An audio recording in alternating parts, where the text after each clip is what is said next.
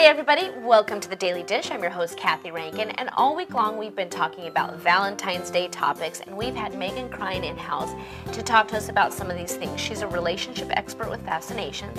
And Meghan, last time we talked about how to talk to your teens about sex, but this is a topic that it's so hard for me because I have a daughter, and it's about talking your kids through their first heartbreak.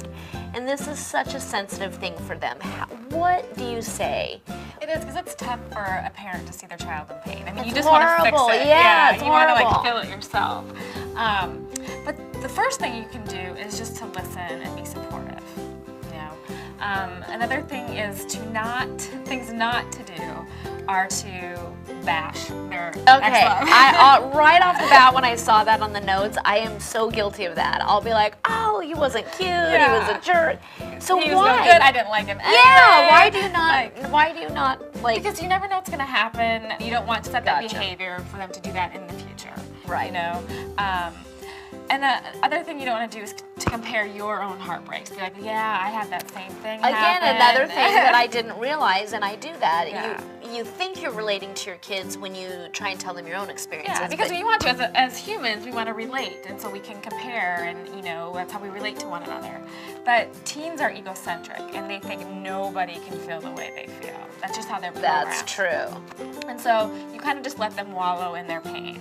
And you just be supportive, Yeah. and it's about them, It's about them. and not it's about not you. about you. You know, you That's just listen. one of the hardest things, I think, for parents when you see, because your instinct is to put that to be stuff. like, I was there, and it's okay. And I you're know gonna get how over you it. feel, Yeah. but they don't want to No. hear that you know how they feel. So maybe do some of their favorite things with them. Make their favorite dinner, or go to the movies with them. You know, just hang with them. Or maybe they don't want to hang with you. So Yeah. you know how teens are. Yes. So give them their space. It's another thing you can do.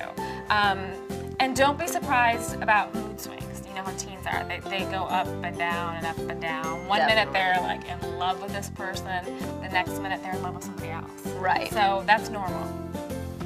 What's not normal is if they start talking about how they're never going to get over this is just the end of the world.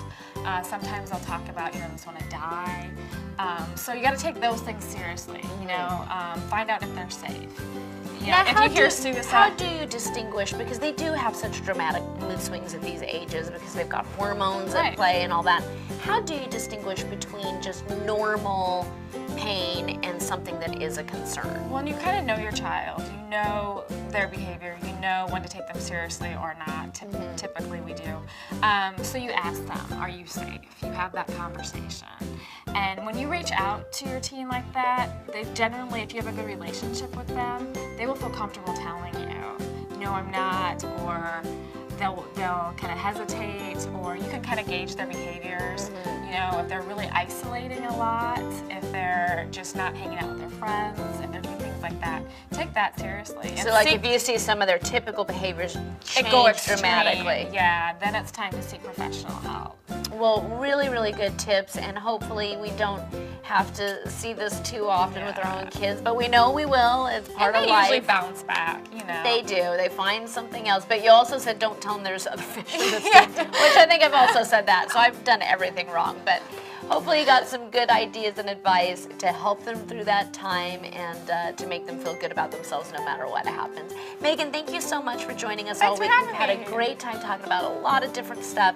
And out there to you, have a great Valentine's week, and we'll see you guys again on the next Daily Dish.